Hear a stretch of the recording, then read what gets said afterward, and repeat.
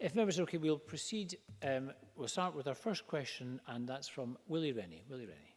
To ask the Scottish Government, in light of the reported concerns regarding the Nike conference in Edinburgh, how the contact tracing process that has been piloted will balance patient confidentiality and the need to alert people of public health threats. Cabinet Secretary Jean Freeman. Contact tracing involves a person who has the disease identifying people they have been in close contact with while they may have been infectious. Outbreaks are investigated by means of a risk assessment, which takes into account patient confidentiality, public health needs and individual consent issues. To protect patient confidentiality, only close contacts are informed that they may have been exposed so that they can be given relevant health information and, in the case of COVID-19, know how to self-isolate in order to interrupt chains of transmission. Index cases are always asked for permission to disclose their personal details. The use of information about patients is subject to data protection legislation, and all personal health information is held under strict legal and ethical obligations of confidentiality. In a circumstance such as this pandemic, these are difficult balancing discussions between the importance of patient confidentiality and the importance of information to the public. As we move to the scaled-up use of test, trace, isolate and support in the next phase of our response, we are giving active consideration on how that balance should be struck. Willie Rennie.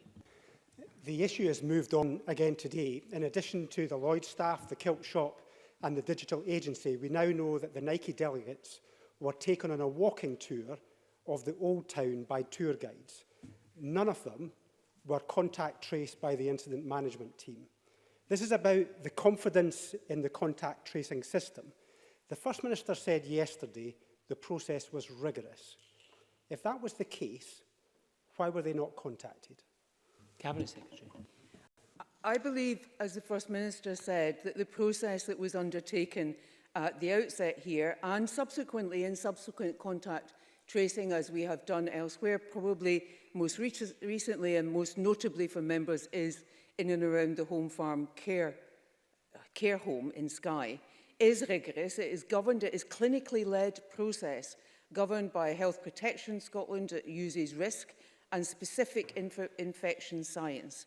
So those other instances that the member has quoted will have been instances that the contact tracers were not aware of from their conversation with that index case that led to the tracing of 8 other individuals in Scotland, 25 from memory globally that involved other countries and other health protection teams in elsewhere. So I do believe the process is rigorous. I think it is the right process. However, there is a really difficult balance that has to be struck between individual patient confidentiality, which is really important. It's an important ethical part of how our clinicians and our health service work, that people have confidence that their information is held confidentially unless in circumstances where they agree that it should be released. Patient confidentiality is really important, but so too is public health and the need for the public to understand the situation that they're facing. And that is why I've said that I absolutely understand the concern. And as we look to move into the next phase of our response to this pandemic, we are giving careful consideration as to what that balance ought to be, and taking the views not only from members, as I've heard them expressed, and from others, but also from Health Protection Scotland and our clinical teams, including our Caldecott Guardians and others, about what would be the best balance that we can strike in any given circumstance. Willie Rennie. The tracing process is an important part of keeping us safe as we ease the lockdown, so the public do need to have confidence in this process. If we are treating the public like adults, should the incident team just not have put this out in the public domain? If that had been done, anyone at the hotel or in contact with any of the Nike delegates would have been able to take precautions. I want to protect patient confidentiality, but alerting people about an event or a building does not breach that. In hindsight, should this incident have been made public? Looking forward, is there ever a circumstance where an outbreak would be put into the media. Cabinet Secretary. So I thank the member for his follow-up question, and I would say that all of us have the benefit of hindsight. But at the time, with the information we had, we took what I believe was the right decision at that point. But I do recognise the competing calls on protecting patient confidentiality, on letting the public know, particularly in the case of this particular virus or any other virus that causes such widespread harm and is a pandemic. And that is why I've said that we are giving that situation, that balance that needs to be struck of judgment, very careful consideration as we move into test, trace, isolate and support on the scale that we will need to do that. Because I also agree with the member that the public's confidence in that process, the confidence that they have, which is twofold. It is the confidence of the individual to reveal all the information that we need them to reveal, confident that we will hold that securely, alongside the wider public's confidence in the whole exercise and strategy, that they can be confident that that will be capable of spotting and hunting down the virus and suppressing it where those outbreaks occur. So this is not straightforward, but what I am saying is I recognise the concerns and we are giving active consideration as we move forward into the next phase of our dealing with the pandemic, whether there are better ways that that balance can be struck. Neil Findlay to be followed by Ruth Davidson. Can the Cabinet Secretary advise if anyone at the Livingston night shop was contact traced as part of the post-night conference events? Was the shop deep cleaned? And were any other shops at Livingston Shopping Centre deep cleaned as a result? And finally, were staff made aware of why? Cabinet Secretary.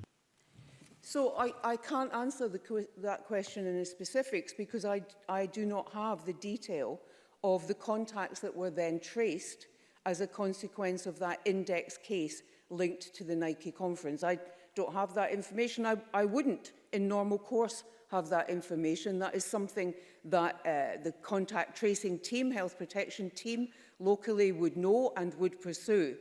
So I cannot answer the member's question in that regard in any respect. Ruth Davidson to be followed by Daniel Johnson. Thank you, Presiding Officer. When the night conference infection, Scotland's ground zero of community transmission occurred, the Scottish Government says a contact trace team swiftly got to work. But we now know it's a team that didn't contact or test staff, guests or other company conferences exposed in the hotel when the outbreak occurred. It didn't contact or test staff at Kilt Fitters, who fitted 10 of the delegates at the Ground Zero conference. It didn't contact the company or test staff sharing public areas with Nike staff at their Glasgow HQ. It didn't contact companies or test staff sharing the retail space at Nike's Edinburgh hub. It didn't contact or test guides that took the delegates on an Edinburgh walking tour. So can I ask the Minister, this was the first major outbreak, so there was no competition for resources. How many contact tracers were put on this and actively spoke to individuals they deemed at risk in Scotland? And how many people in Scotland were actually contacted after this outbreak by the contact tracers? And how many people in Scotland, if any, were tested for COVID-19? If the Minister doesn't have those answers, can she give them in a written response at her earliest convenience, please? Cabinet Secretary. I will be happy to provide that written response in due course. Thank you very much. Daniel Johnson. Thank you, Presiding Officer. What many people in Edinburgh will be struggling with is this outbreak took place in a very busy hotel in the middle of this city, indeed just on the very doorstep of Parliament itself. Relying on people's memories to remember who they've had contact with as they pass through hotel lobbies and hotel bars is frankly an impossibility and very difficult to reconcile with the seriousness of this outbreak. Now, the Cabinet Secretary has said that there's a balance to be struck at tension. Does that mean that the guidelines regarding publicising outbreaks in public places is changing and will be different if future outbreaks occur in similar public places in the future? Cabinet Secretary. So it's important to remember what constitutes a contact. A contact isn't someone that you pass in the street or in the bar. A contact is someone that you have been within 2 metres of for 15 minutes or more. So in that circumstance, we're not overly reliant on who you passed in a bar. In fact, we're not reliant on that at all. or who you passed in the street. It is a very specific definition, clinically led, against a specific infection, about how this virus is transmitted on the basis of what was known at that point in the beginning of March. That is the contact, the definition of the contact, and it remains the definition of the contact. So it is not as random as perhaps the member might suggest. In terms of what we will do going forward, let me repeat what I've said. I understand the concerns, and I understand, I hope members do, the balance that has to be struck in these matters. And as we look to move into the next phase, where test, trace, isolate and support will be such a central feature of all that we are doing, we are giving consideration now as to whether there is a better way to strike that balance. Thank you very much. Question number 2, Gordon MacDonald. To ask the Scottish Government what it's doing to ensure that any COVID-19 related information that UK-wide companies and organisations are issuing to employees, customers and the public in Scotland is reflective of the guidelines from devolved administrations. Minister Jamie Hepburn. We are working with employers, trade unions, regulators and other stakeholders to develop specific sector workplace guidance which will take into account the UK Government guidance while recognising the needs of Scotland. Our partnership approach is creating the conditions for businesses, trade unions and regulators to share expertise and work together to develop that sectoral guidance. We'll shortly publish that guidance sector by sector. Our initial priority is to give guidance and visibility to the construction, manufacturing and retail sector on how to prepare their business and then how to operate safely when changes to the current restrictions are permitted. This approach will provide assurance and confidence to workers, employers, customers and businesses when the time is right to return to the workplace. Gordon MacDonald. I thank the Minister for that answer. A constituent forwarded correspondence from a well-known website that matches homeowners with various trades, stating that the Government is now encouraging tradespeople to return to work. The Scottish Government has been clear and consistent in its advice to stay home except for essential purposes. What dialogue has the Scottish Government had with the UK Government about ensuring that UK companies are communicating and following guidelines from devolved administrations, now that there are variations between the 4 nations? Minister. Well, let me say in relation to the specific circumstance, if Mr MacDonald wanted to provide me with details of that, I'll be very happy for us to look into that. I would say our own guidance does set out the work carried out in people's homes, for example, by tradespeople carrying out repairs and maintenance, can continue, but it does remain contingent on the fact being that the tradesperson is well and is not showing coronavirus symptoms, and neither they nor any of their household are self-isolating. In terms of the engagement that we've had with the United Kingdom Government, we are in regular dialogue with them about safer workplace guidance as a result of the concerns that we raised and the Welsh Assembly Government raised and the representations we made. The UK Government guidance acknowledges that public health is evolving and it should be considered alongside local public health and safety requirements and legislation in the devolved administrations. It also states that businesses in other parts of the UK should see the guidance set by devolved administrations. So that is, I believe, a very clear message to UK-wide businesses that they must be cognizant of the guidance that we have here in Scotland. Gordon MacDonald. I've also been made aware by a care home worker that the UK-wide care home company that they work for is allowing visitors into their care homes, including in Scotland, as of Friday. I believe this may be a result of misinterpretation of UK Government guidelines. Can the Scottish Government clarify what guidance is currently in place for care home visitors? Minister. Well, what Mr MacDonald has laid out there is an issue of genuine, real concern. What I would say is that I'm aware Health Protection Scotland have published revised guidance around these matters on Friday. There is an expectation that all care homes must comply with this and the government's requirements for protecting the safety of care home residents. We of course understand the importance of visiting loved ones in care settings. We understand that in particular where it may be the final days of the resident in question. The guidance that we've issued allows for such circumstances, but the the bottom line is that we need to make sure that that is done in a safe fashion. The bottom line is that care homes must follow the guidance that we have issued. And again, if there is a specific issue, if he hasn't done so already, Mr MacDonald should write to the Scottish Government, and we will, of course, look at that very quickly. And given the nature of the concern he has raised, I would urge him to do that as soon as possible. And Mike Rumbles. In the Health Protection Scotland regulations, it states that it is a defence to a charge of committing an offence to show that the person had a reasonable excuse. This includes, and I quote, to travel to work, unquote. I can't find anything in the law we passed unanimously in this chamber which says that travelling to work must be travelling to essential work. Could the Minister identify the law which says people can only travel for essential work? Because as far as I can see, it isn't the law. Minister Jamie Hepburn. Well, he'll be as well versed as I am, and indeed the whole chamber is, in relation to the law as has been passed. But we have worked very closely with Police Scotland. They have set out very clear guidance and expectations as to the responsibilities of people, how they should be acting at this particular moment in time. And the clear message is, thus, if people can work from home, we know many people have been working successfully from home, they should continue to do so, and they should only be travelling to work for essential purposes. Question number 3, Jamie Green. Thank you.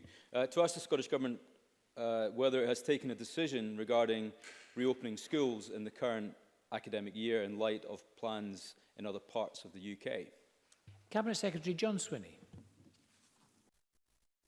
Presiding Officer, the Scottish Government will publish a route map on Thursday the 21st of May, which will include consideration of the issues connected with the reopening of schools, as guided by discussions within the Education Recovery Group. This group, which has brought together the Scottish Government, local authorities, professional associations, parents and other stakeholders in education, is considering all practical options that will allow us to address the questions of safety, healthcare, well-being and learning that will affect the reopening of schools. It is vital that we conduct that exercise based on the circumstances that prevail in Scotland. Jamie Green. Can I thank the Cabinet Secretary for the update, albeit not an answer to the original question.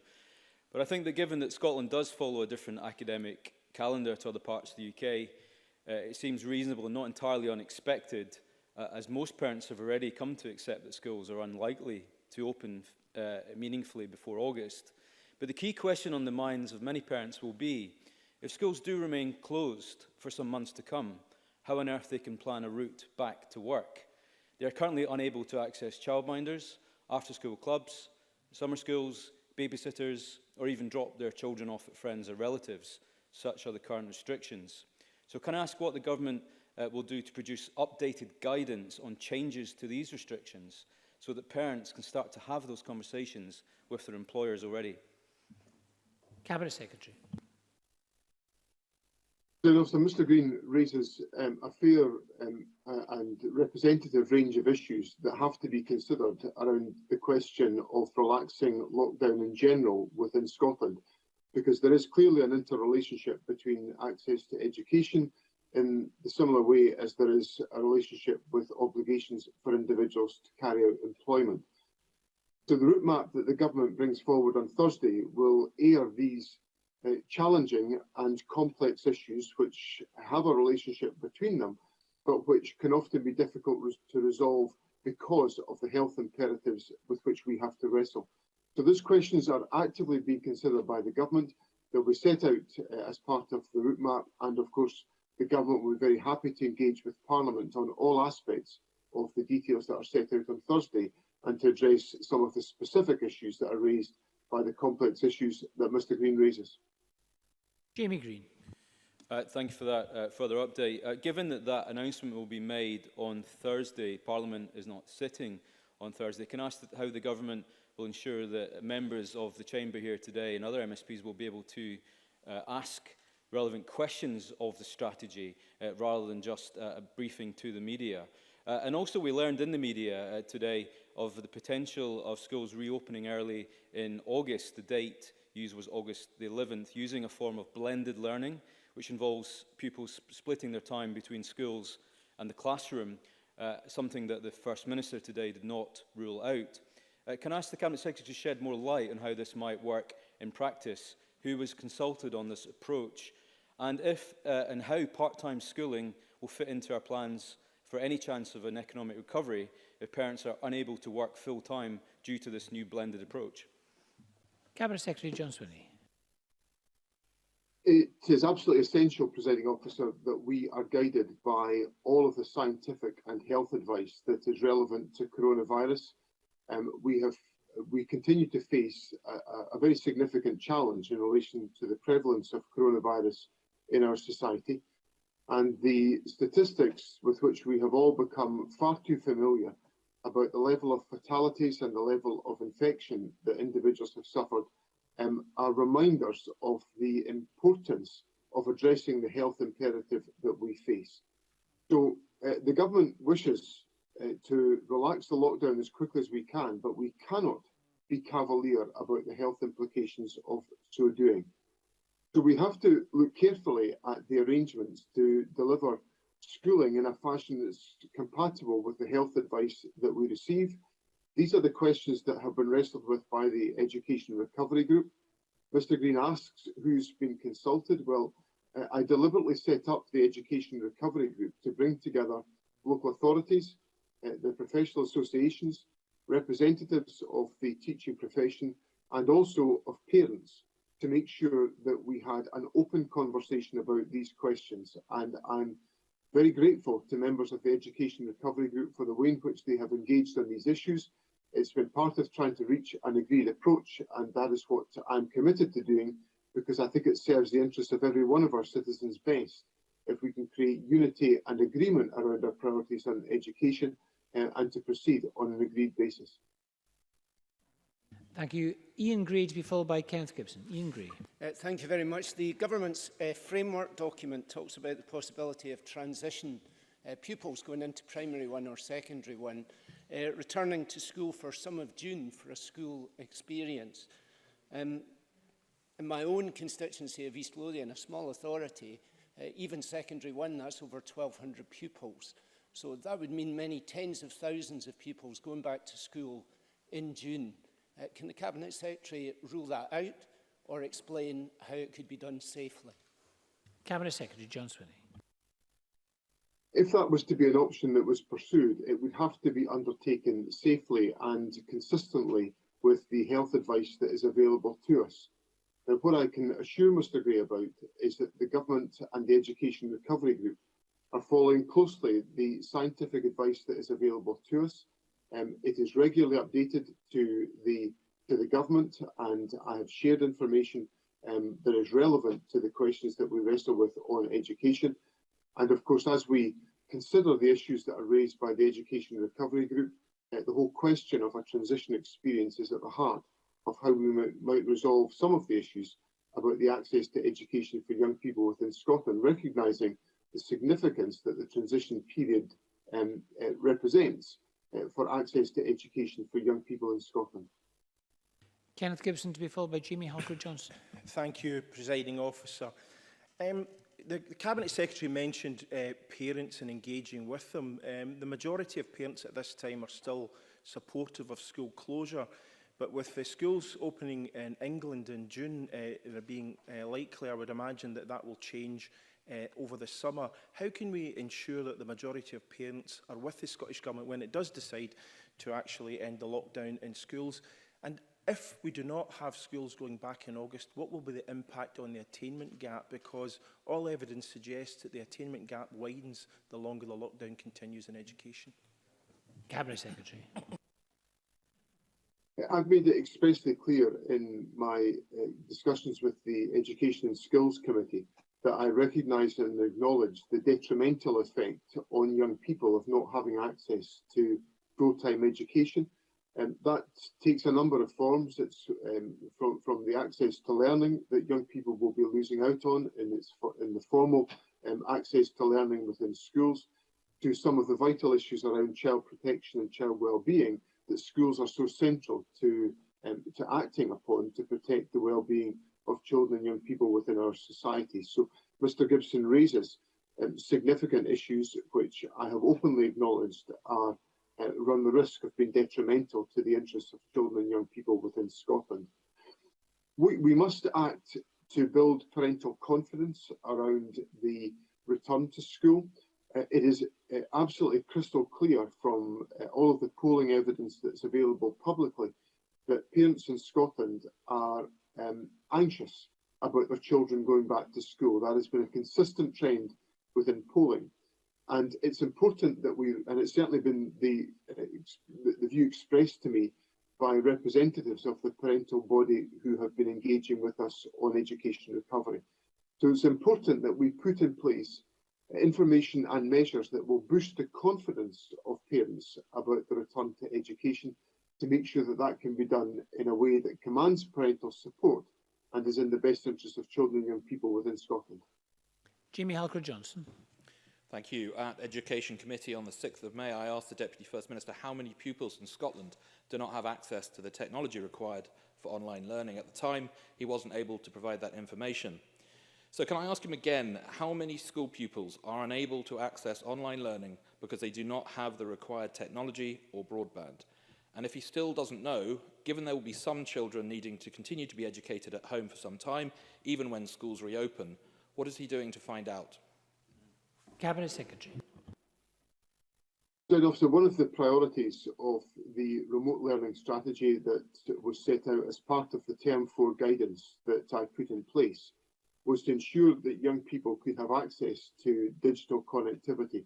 The Cabinet Secretary for Communities and Local Government, Gillian Campbell, has brought forward proposals around the Connected Scotland initiative, which is about deploying devices and support to individuals in Scotland who do not have them. Local authorities individually are taking forward some of those measures to make sure that young people are well supported, and I've seen excellent examples of that around the country where schools and local authorities are focusing very much on the individuals who don't have that connectivity to make sure they can have access to such an approach. It is clear that we are going to face disruption to education for some time because of coronavirus, and the government is working with our local authority partners to make sure that young people can access that education in the most appropriate way for them, and to ensure that they can rely upon digital connectivity to enable them to sustain their learning. Thank you very much, Mr Swinney. Question number 4, Mark Ruskell. Thank you. To ask the Scottish Government for what reason it has not yet published guidance on allowing recycling centres to reopen. Cabinet Secretary Rosanna Cunningham. As previously indicated, decisions regarding the reopening of recycling centres are a matter for individual local councils who need to carefully balance a number of factors, including the ability to operate sites safely and ensure physical distancing is maintained. We continue to work closely with COSLA and local authorities on this issue. And as the First Minister set out today, we will publish a route map for easing the current lockdown measures on Thursday, which will confirm our position on the public health aspects of reopening recycling centres. Mark Ruskell. We discussed this issue, Presiding Officer, 2 weeks ago in this chamber. Since then, I've written to the Scottish Government asking for further clarification with no reply. Meanwhile, we see escalating levels of fly tipping in communities. Today, in the Dunfermline press, it's reported that council chiefs have agreed to work towards a reopening date of the 1st of June across Scotland. Can the Cabinet Secretary confirm if this date has been agreed? And if so, what measures will councils be implementing to ensure the safety of both staff and the public at recycling centres? Cabinet Secretary.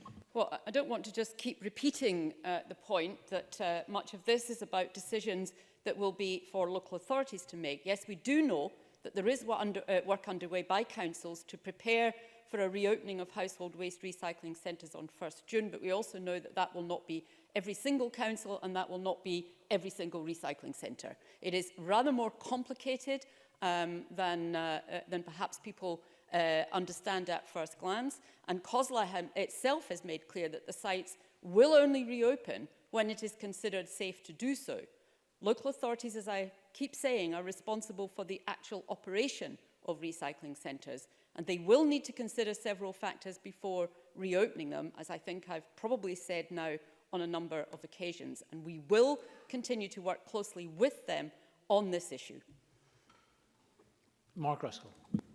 Thanks. A number of councils are saying that this has to be done nationally to prevent waste crossing council boundaries and overwhelming certain key facilities. It does need a national approach. Some councils, like Fife, have been testing an online booking system for when their centres reopen, but they've told me that actually a national system developed by the Scottish Government to control and record the number of visits to recycling centres would be far preferable. So can I ask, what discussion has the Scottish Government had with COSLA regarding such a national system and a national approach to reopening? And is this something that they can commit to if social distancing measures remain in place in the long term? I have to say that's the first I've heard of a demand for a national system for booking into recycling centres as and when they may open. I would have to go and look at that quite carefully if it's a serious suggestion, but I rather think it would be extremely difficult to manage. It is for local authorities who will be running more than one recycling centre within their local authority boundaries. It is for local authorities to make the decisions about how best to control and manage access to recycling centres, and for them to make decisions about which ones are the most appropriate ones to open. That is a conversation we are having with COSLA. If some local authorities are arguing for a national system, it is not yet, as far as I'm aware, part of what COSLA is asking the Scottish Government to look at. Angus MacDonald to be followed by Graham Simpson. Thank you, President Officer. Can the Cabinet Secretary confirm what engagement the Scottish Government's had with the waste industry since the beginning of the coronavirus outbreak? Cabinet Secretary. From the beginning of the outbreak, there has been considerable, frequent and regular contact with both local authority and commercial waste operators to manage risks and ensure resilience in the sector. There's a Waste and Resources Sector Forum, which includes representatives from local authorities, COSLA, NHS Scotland, SEPA, Zero Waste Scotland and the waste industry, and it's met weekly. There is active engagement with commercial waste organisations, and I myself met representatives from the waste sector on 7th May to hear first-hand about key issues, the impact of measures taken to date and ongoing challenges. Graham Simpson to be followed by David Torrance. Thank you. The Cabinet Secretary keeps saying this is all down to councils, but councils are saying they will be able to open from June the 1st. They won't all be able to open on June the 1st, but they're waiting for the green light from the Scottish Government. They're waiting for the go-ahead. Is the Cabinet Secretary prepared to give that? Cabinet Secretary. I'm not going to repeat myself. I have said what the position is. The member knows perfectly well that there will be a route map published on Thursday. I have already flagged up that there may very well be a signal in respect of that. You would not expect me to be pre-announcing anything of the sort. And I hope the member will understand that, frankly, the simplistic questioning and the simplistic approach to this is not reflective of the reality that is out there right now across the whole of Scotland. David Torrance to be followed by Annie Wells. Thank you, Presiding Officer. Can the Cabinet Secretary outline what concerns Council have raised with the Scottish Government regarding the need to reopen centres? Cabinet Secretary. Well, as I have set out, local authorities do need to consider a range of factors when reopening sites to ensure the safety of staff and the public, including ensuring physical distancing can be maintained on site. Managing demand for the service is also an important consideration, and I know local authorities are looking at how to manage this particular challenge, as I've referred to already. Some local authorities continue to experience significant levels of staff absence and will need to ensure that other key services on which the public rely, like residual waste collection, are not impacted by efforts to reopen recycling centres. And we're actively supporting local authorities in considering all of these issues, including through the development of guidance in partnership with COSLA. And Annie Wells. Thank you. As we've already heard, that some councils could be ready to open at the beginning of June.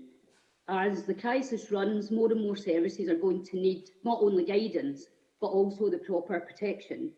So will the Cabinet Secretary guarantee that staff will get the right PPE if required? Cabinet Secretary. Well, I don't know that that is entirely in my gift. It is for the local authorities to make the appropriate decisions for their staff in operation of the work that they ask their staff to do. And I would hope that every member in this chamber is going to actually acknowledge and understand the importance of allowing local authorities to make those decisions in these circumstances. Thank you very much, Cabinet Secretary. And that concludes topical question. Point of order, Andy Whiteman first and then Mike Rumbles. Point of order. Thank you very much, Presiding Officer. In the answer we just heard from the Cabinet Secretary, she indicated in response, I think it was to a question from Graham Simpson, that essentially the answer to Graham Simpson's question would be revealed on Thursday. Now, my understanding is we're not meeting on Thursday. My understanding is that she was referring to a press conference that will be held on Thursday. Presiding Officer, what conversations are you having with the Scottish Government to ensure that important announcements of public policy are conveyed to Parliament before they're conveyed to the media?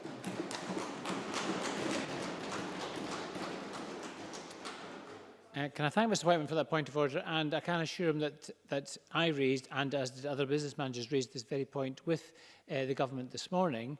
The business managers representing all the parties here have been very cooperative and collaborative and continue to take that approach with the government, and the government similarly is looking into presenting the announcement on Thursday as through Parliament as a virtual statement to be examined by leaders' questions.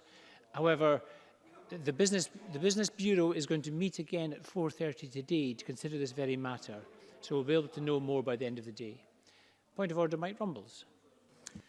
Presiding Officer, I'm sure you will agree with me that the Scottish Government must always operate under the law as decided by this Parliament. I asked earlier if the Scottish Government could clarify that it wasn't, with its guidance, going further than the law as we all unanimously agreed it.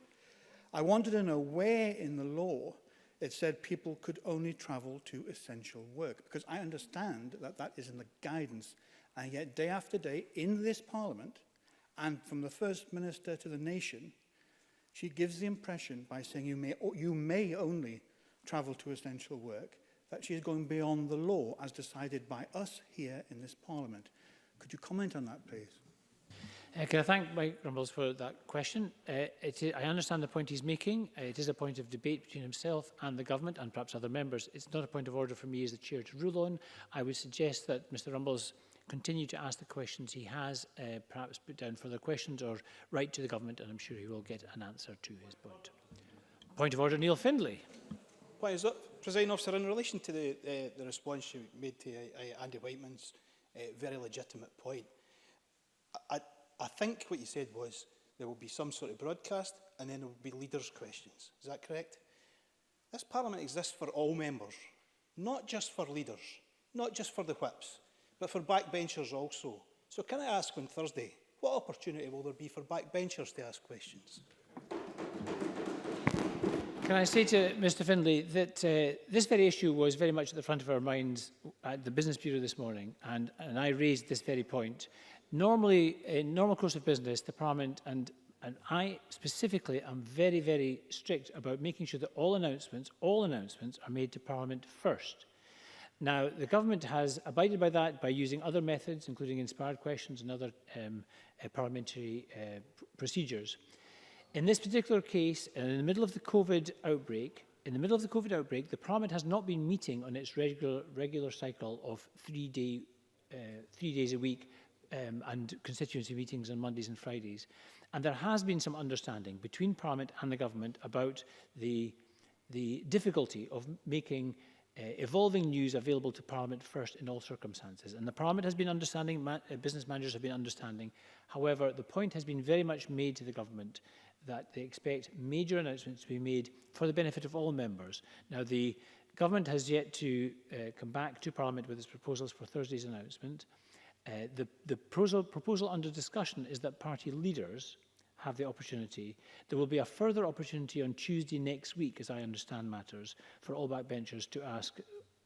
And these are the proposals, and it will be up to the member's business manager, It's up to the member's business manager, not Parliament. It's the member's business manager who will decide on these matters along with all the other business managers. So I think, can I just suggest that without time for reflection, things in this Parliament don't get off to a very good start on a Tuesday. Point of order, Graham Simpson. Presiding officer, I think this is only the second time I've made a point of order during my time as an MSP. I'm quite incensed by what I'm hearing today. You know, the government is responsible. The government answers to the whole of the Parliament. If they're making important announcements like this, it should be to the whole of the Parliament, and the whole of the Parliament should have an opportunity to question them on important matters such as this, not just leaders. So can the Bureau, when it next meets, and I understand it's meeting later today, take that away and reconsider? Can I just repeat?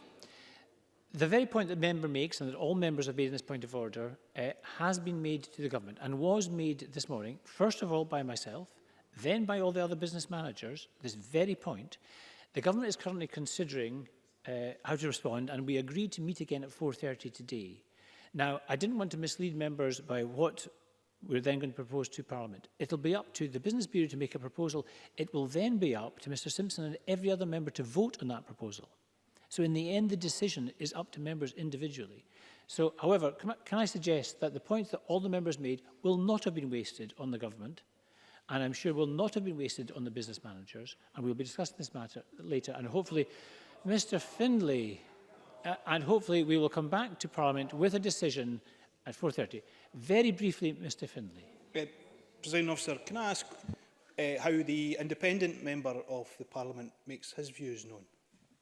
The independent member of the Parliament can consult directly with me, and as can Mr Findlay and every other individual member of this Parliament. And the business team in this Parliament makes specific arrangements to make sure that the independent member is informed of decisions and information that is circulated. All members have the opportunity to approach either the business team or me as presiding officer directly at any stage. However, the decision-making process is one for collaborative decision-making and discussion within the Bureau. The proposal is then put to Parliament, and the Parliament then votes on that proposal. So each individual member has the opportunity to vote. Now, on that note, I'm going to call on Graham Day to move the business motion for today. Now, in this business motion, the reason for moving this business motion is to allow us to then have a statement which has been added from the Cabinet Secretary on Health on care homes. There are other items in the business proposal which the member may not agree with, but it will be revisited later. But in the meantime, could I ask Graham Day to move this business motion? Move, Presiding Officer. Thank you very much. So the question is that business motion 21795 in the name of Graham Day on behalf of the Parliamentary Bureau be agreed to. Are we all agreed? Yes. We are agreed. Thank you very much. Thank you very much.